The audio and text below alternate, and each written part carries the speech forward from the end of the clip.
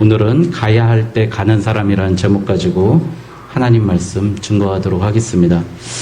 우리 신앙생활을 하다 보면은 악한 사람이 잘 될 때를 봅니다.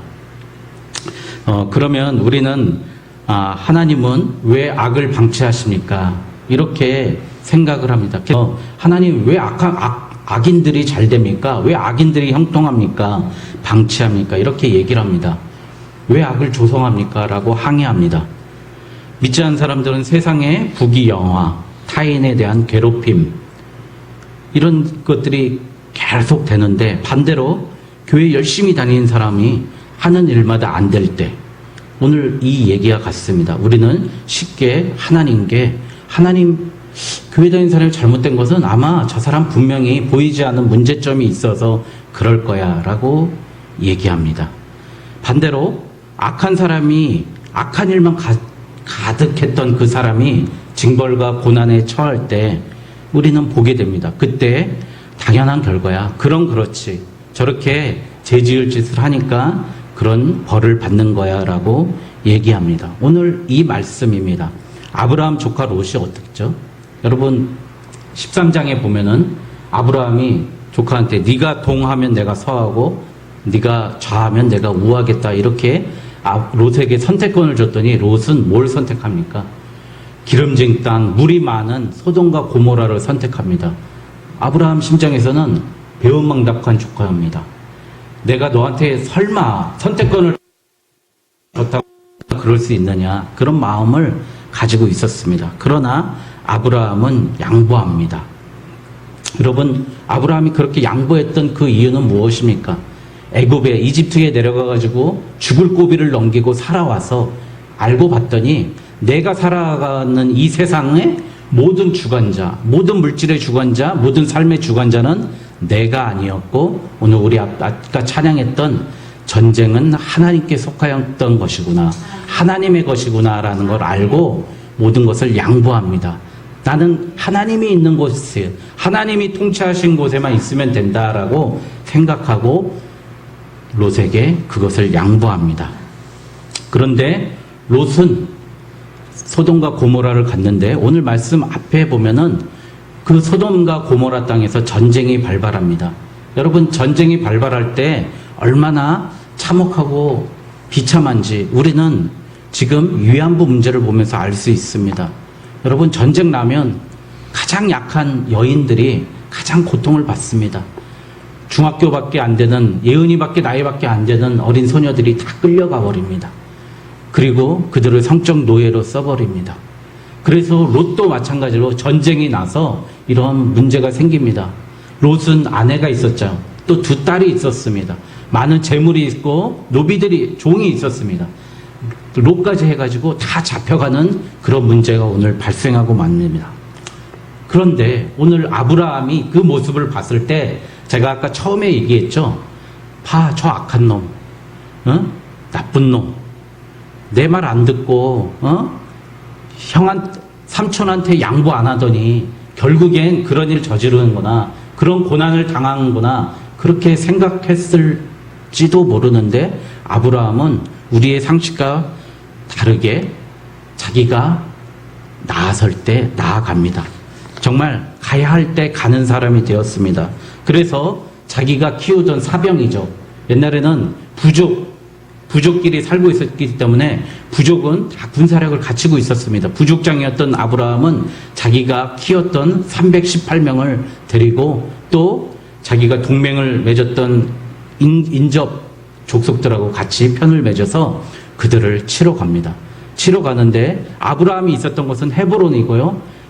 아브라함이 치러 갔던 것은 지금의 시리아, 다마스커스, 다메섹까지 올라갔다 그래요. 얼마나 멀리 갔는지 그 거리가 지금 서울에서 부산 거리 정도 되는 거리를 롯을 찾으러 그 먼 거리를 향하는 겁니다. 여러분, 아브라함이 얼마나 의로운 사람입니까? 그러니까 아브라함의 생각에는 나의 목숨을 걸 만큼 나는 한 영혼이 중요하다는 걸 그 마음속에 가지고 있었습니다. 그래서 우리는 하나님의 사람 아브라함이 이런 결단을 했다는 것에 대해서 오늘 심도 깊게 생각해 보겠습니다. 자, 아브라함이 롯을 다 구하고 그 전리품을 다 취하고 내려옵니다.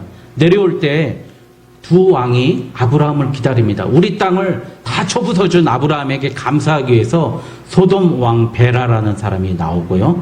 그리고 오늘 멜기세덱이라는 예루살렘의 왕이 나옵니다. 오늘 그 말씀을 좀 보려고 합니다. 아브라함이 내려오다 보니까 잘했습니다. 고맙습니다. 이 전쟁에서 모든 걸 물질로 주시고 적들을 끝까지 올라가서 다 멸해주신 소돔 왕이 나와서 아브라함에게 환영해주고 박수치는 광경이 오늘 말씀에 나옵니다. 17절에 보면은 소돔 왕이 사회의 골짜기, 곧 왕의 골짜기로 나와 그를 영접하였고, 그런데 여기서 딱 끊기고 다시 살렘 왕 멜기세덱이 떡과 포도주를 가지고 나왔으니 그는 지극히 높으신 하나님의 제사장이었더라. 이 말씀이 중간에, 그러니까 소돔 왕이 나왔다가 갑자기 소돔 왕 이야기는 21절 뒤로 넘어가고 멜기세덱 이야기가 갑자기 툭 튀어나옵니다. 그런데 왜 그러냐면요, 여러분 이걸 잘 보십시오. 제가 이거 고민해 보니까 알겠더라고요. 자, 멜기세덱이라는 왕은요, 지금 여러분 히브리서에서도 나오고 그렇게 나오는데 오실 예수 그리스도를 예표하는 왕이라고 이렇게 히브리서에서는 표현하고 있습니다. 그런데 이 멜기세덱이 한 이야기를 한번 보십시오. 20절을 같이 함께 읽어보겠습니다. 너희 대적을 내 손에 붙이신 지극히 높으신 하나님을 찬송할지로다. 하매 아브라함이 그의 얻은 것의 10분의 1을 멜기세덱에게 주었더라. 멜기세덱이 한 말은 아브라함 축하합니다, 영접합니다, 당신 대단하신 분입니다 라고 한 얘기가 아니라요, 아브라함을 축복하옵소서, 아브라함을 놓고 기도하고요, 아브라함에게 너희 대적을 너의 아브라함 손에 붙이신 지극히 높으신 하나님을 찬송한다고 했습니다. 여러분 무슨 말이에요? 아브라함 네가 잘나서 싸운 줄 알았지.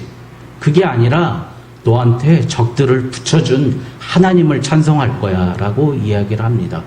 여러분 이거 알아야 됩니다. 여러분 어떤 그 치매기가 있으신 노인이 이제 택시를 탔답니다. 택시를 타고 가다가 보니까 내가 이 택시를 왜 탔는지 모르겠는 거예요. 그래가지고 앞에 있는 기사분한테 기사 아저씨 제가 이 택시를 왜 탔죠? 이렇게 물어보는 거예요. 그랬더니 기사분도 나이가 많으신 기사분인데 치매기가 있으셔가지고 언제 타셨어요? 그랬다는 겁니다. 여러분 그러니까 오늘 아브라함이 이 얘기를 하는 겁니다. 아브라함이 가서 싸우고 이겼는데 롯을 구하러 가기까지는 내가 이 하나님의 이름으로 싸워서 롯을 구해내겠다라고 생각했는데 전리품을 취하고 다 얻어내고 와서 보니까 이게 내 힘 같아 보이는 거예요. 의기양양해가지고요, 화장실 들어갈 때하고 나올 때 망각하는 겁니다. 그래서 소돔 왕이 막 환영 인파를 데리고 나왔을 때 중간에 하나님이 이 말씀을 딱 끊어버리고요, 멜기세덱이 등장하는 겁니다. 네가 한 게 아니라 지극히 높으신 하나님이 대적을 너의 손에 붙이셨기 때문이야 라고 말씀하시는 겁니다. 여러분 그래서 전쟁은 오늘 찬송했듯이 여호와께 속한 것인 줄 믿습니다. 여러분 이순신 장군이 풍신수길 도요토미 히데요시가 우리나라에 그때 침략을 안 했으면 이순신을 우리가 알기나 하겠습니까? 여러분 난세의 영웅이 탄생한다고 하지 않습니까? 하나님 그런 난세를 조성하시는 것도 하나님의 몫입니다. 그래서 우리는 이 망각하는 그 망각을 잊어버리기 위해서 오늘 중재자이신 하나님의 제사장이신 멜기세덱을 아브라함에게 보여서 아브라함을 다시 회복시키는 겁니다. 자, 그 다음 장 보겠까요? 그래서 21절에 보면 소돔 왕이 아브라함에게 이르되 사람은 내게 보내고 물품은 내가 가져가라. 자, 그 포로들 다시 다 잡아왔잖아요. 그러니까 소돔 사람이니까 소돔 사람이 돌려주고 전리품은 다 네가 가져, 네 거야, 네가 가져라고 이야기할 때 아브라함이 이렇게 이야기를 합니다.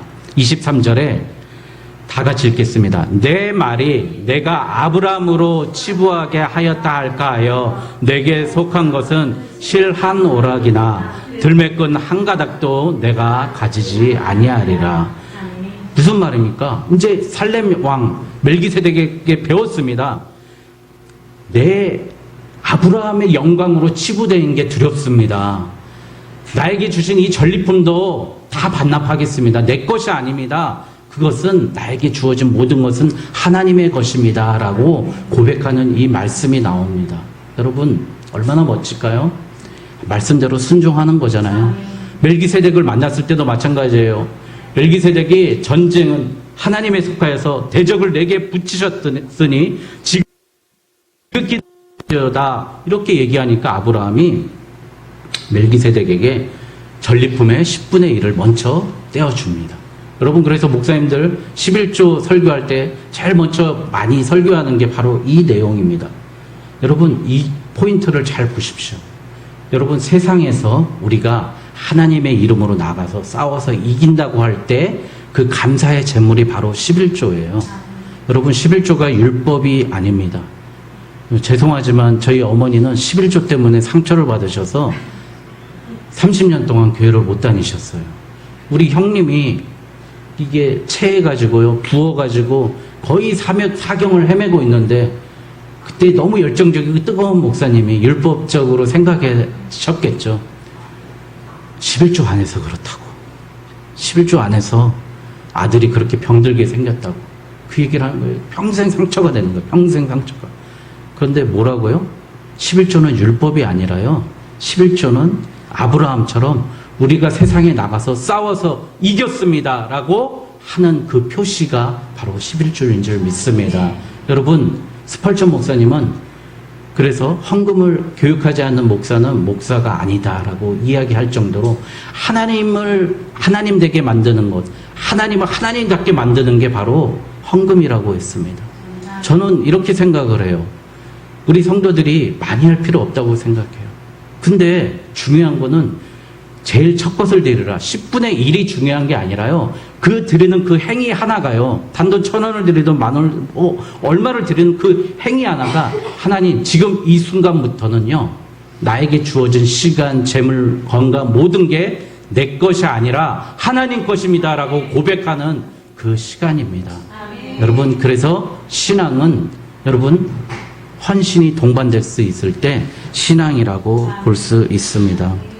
여러분 그런데 우리는 지금 한국교회는 어떻습니까? 여러분 11조 안 하면 투표권을 안 줘요. 교회 공동의회 할 때 투표권을 안 주고 있습니다. 엉터리 같은 교회들이죠. 여러분 그게 아닌데 엉터리로 하고 있는 거예요. 그러니까 여러분 우리 교회는 지금 이렇게 결단했으면 좋겠습니다. 정말 내가 한 것보다 하나님이 더 주셨어. 내 생각보다 하나님 더 많이 주셨어 라고 생각할 때 감사의 제물 드리면 됩니다. 여러분 그거 이상으로 우리 교회 요구하지도 말아야 되고요. 그리고 교회 사실 그 돈으로 그거 배불러서 먹고 살 것도 아니지 않습니까? 우리 교회가 돈 많아서 뭐 할 거예요? 싸움박질이나 하잖아요. 누구처럼 맨날 싸움박질 하잖아요. 그러니까 하나님께서는 그걸 원하신다는 것입니다. 여러분 우리 라디오스타라는 영화 보신 분 다 계실 겁니다. 박중훈이 나왔지 않습니까? 박중훈이 비와 당신의 이야기 부르면서 그 영화 전 너무 재밌게 봤습니다. 박중훈이 이제 10대 가수에 들어가지고 최고 가수 왕이 한 10년 전에 됐는데 이제 한풀 꺾인 이름도 없는 무명의 가수로 전락하는 그런 순간이었습니다. 근데 그의 매니저였던 안성기가 그를 데리고 강원도 영월로 데리고 갑니다. 영월로 가가지고 사람들한테 사바사바 해가지고 방송국에 있는 사람 사정해. 제발 이 박중훈 우리 알지 않냐고 여기 영월 방송국에 라디오 DJ 좀 시켜달라고 그렇게 사정 하는 겁니다. 근데 박중훈은 반대로 어떻게 하죠? 쪽팔리게 내가 어떻게 이런 나 10대 가수고 가수왕이야. 왜 나를 이런 데 보냈어? 나 할 때 많어. 나 불러주는데 많어. 그런데 막상 떠나보니까 자기를 불러주는데 하나도 없는 거예요. 그럼 가수가 되는 거예요. 그래서 억지로 안성기가 예사해서 결국 라디오 DJ를 합니다. 근데 이제 DJ를 하면서 너무 사람들의 사연을 자기가 얘기하면서 그 마음이 변하는 그런 시간을 갖는 그런 영화입니다. 저는 보면서 그 영화를 보면서 그걸 선택했어요. 우리 삶 속에서 내가 잘해서 내 날로, 우리 어머니 항상 말씀하신 게 네 날로 잘 되는 자 아니야. 네 날로 그렇게 되는 자 아니야. 그 말씀하시는데 마찬가지예요. 안성기와 같은 사람이 다 조성하고 만들고 준비해놓고 했기 때문에 제가 오늘 이 자리에까지 있는 거예요. 우리 어머니의 그 죽음을 불사한 그 헌신 있었기 때문에 그런 겁니다. 오늘 아브라함에게, 우리에게 하나님께서 말씀하시고 싶은 게 뭐예요? 우리 오늘 네가 이 자리에서, 이 직장에서, 이 가정에서, 이 삶에서 누리고 있는 게 누구 덕인지 아냐? 하나님 덕이야. 아멘. 하나님께서 해주신 거기 때문에 아멘. 그걸 알란 말이야. 아멘. 왜 근데 그걸 모르냐? 그 얘기를 하는 겁니다. 여러분, 그래서 우리 교회는 좀 그랬으면, 앞으로 좀 유력한 사람들이 와서 간증하지 않았으면 좋겠습니다. 돈 많은 사람, 힘 있는 사람 을 들으면서 저는 좀 마음이 아팠어요. 듣다 보면 결론이 뭐냐면 나는 복을 받을 수밖에 없는 사람이었습니다 라고 이야기하는 간증을 너무 많이 들었어요. 저는 좀 마음이 아프더라고요. 간증하는 사람들의 공통점이, 그리고 유력한 사람들이 나와서 하는 얘기들의 공통점은 다 보면, 다는 아니겠죠. 일부. 그런데 마음이 아파요, 사실은. 나는 그럴 만한 자격이 되는 사람이야 라고 하는 간증을 하는 걸. 그리고 그것을 노리는 사람들, 우리 교회는 이렇게 이런 사람들이 있어 라고 자랑하는 사람들이 있습니다. 그런데 우리는 어떻게 생각해야 될까요? 나는 내 공로, 내 은혜는 단 1%도 없다라고 고백할 수 있는 사람이 이 앞자리에 서야 될 줄 믿습니다. 그게 바로 은혜 의식이 있는 사람이 서야 됩니다. 여러분, 그래서 오늘의 멜기세덱은 바로 신약의 예수 그리스도를 상징하는 겁니다. 내가 처참할 때 걱정 말아라. 내가 너의 십자가를 지고 있으니 나에게 와서 쉬어라. 나에게 용기를 주시는 바로 그분이 멜기세덱과 같은 예수 그리스도입니다.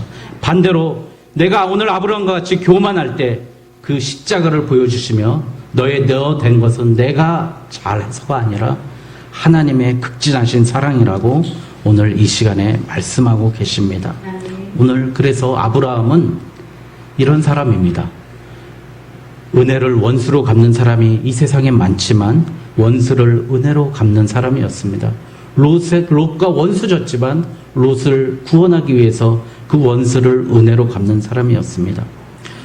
믿음을 행동으로 증명했던 사람입니다.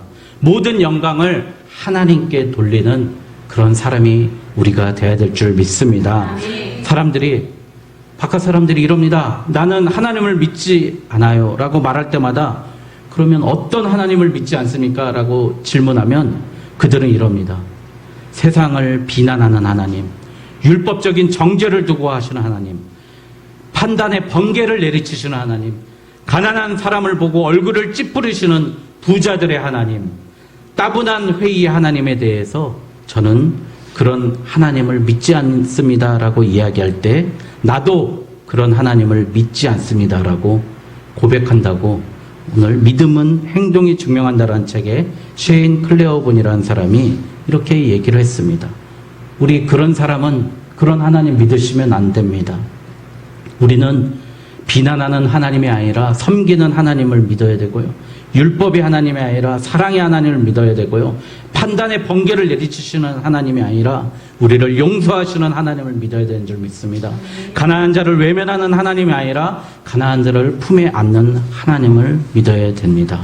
그래서 이 책에 보면 누가 크리스천인지 알려면은 가난한 자들에게 물어보라. 그러면 그들이 대답해 줄 것이다. 가난한 자들에게, 가난한 내 형제들에게, 가난한 내 식구들에게 물어보십시오. 내가 분명 하나님의 크리스찬입니까? 물어보십시오. 우리는 지금 정의의 검을 들고 있습니다. 너희들 그러니까 벌 받지. 롯 그러니까 너 그따구로 살지. 이런 정의의 검을 들고 있습니다. 그러나 한쪽에 예수 그리스도의 십자가도 들고 있습니다. 그러나 오늘 이 시간에 이 정의의 검을 내려놓으셔야 되는 줄 믿습니다. 여러분, 정죄의 검을 내려놓으시고요. 예수 그리스도의 십자가를 가지고 죽음을 무릅쓰고 죽어가는 조카 롯을 향해 달려가는 아브라함의 마음으로 그 십자가를 지고 가야 되는 줄 믿습니다. 그래야 진정한 우리의 삶에 진정한 평화, 샬롬이 임할 줄 믿습니다. 예수님께서 분명히 이렇게 말씀하셨습니다. 내 칼을 도로 칼집에 꽂으라. 칼을 가지는 자는 다 칼로 망하느니라. 여러분, 십자가를 지시고 우리 사랑하는 형제에게 다가가는 이번 추석 명절 되시길 주님의 이름으로 축원드립니다.